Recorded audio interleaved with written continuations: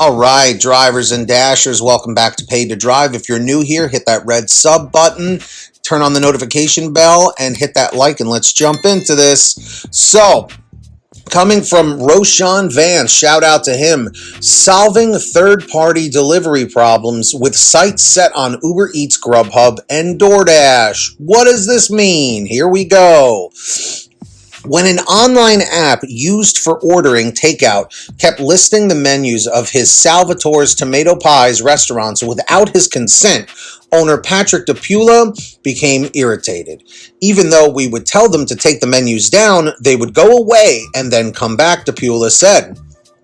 Third-party food delivery services such as GrubHub, DoorDash, Uber Eats, and Madison-based Eat Street can help restaurant owners connect with customers, especially during COVID. But they also can cause problems when they don't have a restaurant's permission to list their menus. A bipartisan bill introduced in the state legislature last month, or legislature, there we go, last month seeks to rein in those services.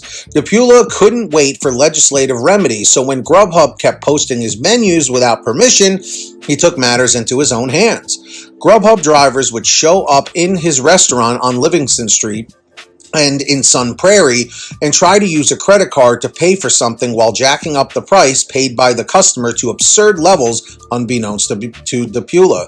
As a test, DePula said he had GrubHub deliver a single pizza on the menu for $22, and it became $38 after fees and tips. DePula said he finally told his employees to start charging the drivers a fee. The first time it happened, we just charged an extra $300 on the GrubHub credit card. And they were like, there's a mistake. And I'm like, yeah, there's a mistake. Stop doing it. Oh boy. After he repeated that a couple of times, he said GrubHub got the message and took Salvatore's off its platform. But now his other restaurants are showing up on Uber Eats. Basic guardrails. In the last few years, with indoor dining curtailed or eliminated by COVID-19 and its restrictions, delivery services have gotten more popular. And restaurant owners have complained about services putting menus on their sites without permission and charging exorbitant fees that can increase an order by as much as 30%.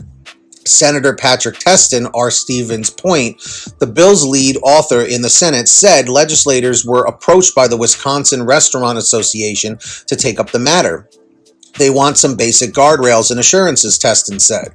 We want to make sure that there's an agreement between any third-party vendor and a restaurant, that the service agrees to have their information up there and to participate in the service. Teston said he was part of a stakeholder meeting Wednesday between the Wisconsin Restaurant Association and representatives from the third-party companies. I think we agree in principle that this is something that needs to be addressed, he said. We're working with both sides of this to come to a good compromise that will be in the best interest of everyone. Christine Hilmer, president and CEO of the Wisconsin Restaurant Association, said some third-party delivery services take the logo, the name, and old menu and old pricing and put it on their app. Then they will deliver for these restaurants with no formal relationship between them. The restaurant may not even have the ingredients to make the dishes that are ordered, she said. What it does is it puts the restaurants in a difficult position because they don't have a relationship with the company, Hilmer said. It inserts themselves between the restaurant and the customer. Third-party delivery is not all bad, she said, but this practice of saying they represent these restaurants when there's no relationship really is very harmful. Hearing set, the bill will get a hearing at 10 a.m. Tuesday before the Senate Labor and Regulatory Reform Committee at the Capitol in room 300 SE, and would require that the delivery services ensure that menus, descriptions, and prices unrelated to restaurants are accurate, or to a restaurant is accurate.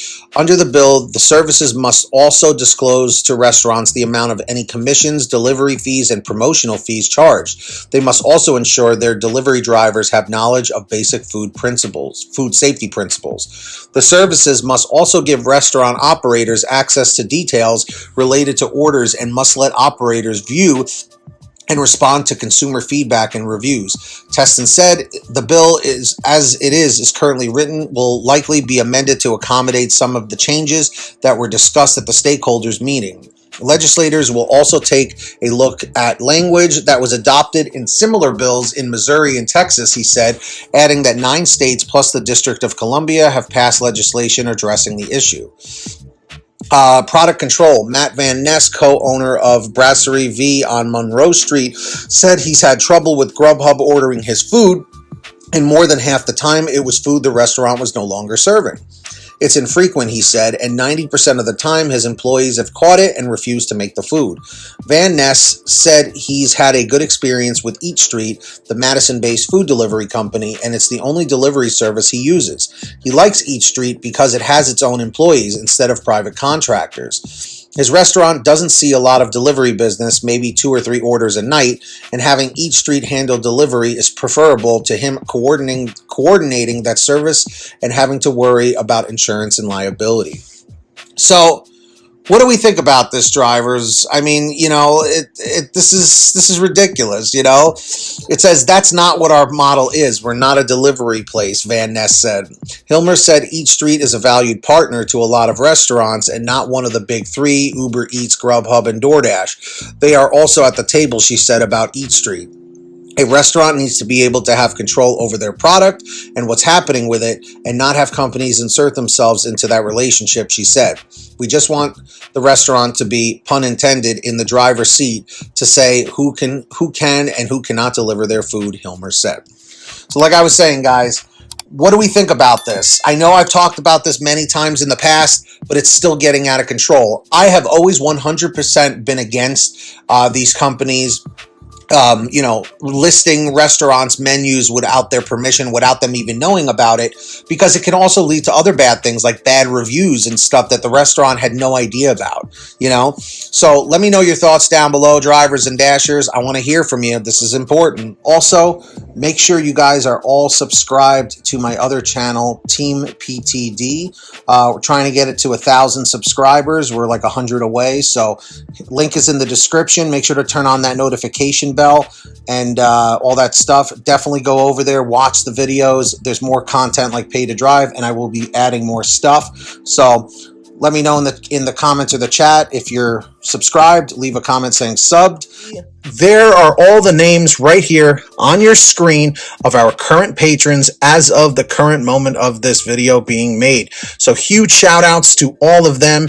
If you guys want to sign up, links are down below. As I mentioned, who's going to be the next patron? Maybe it will be you.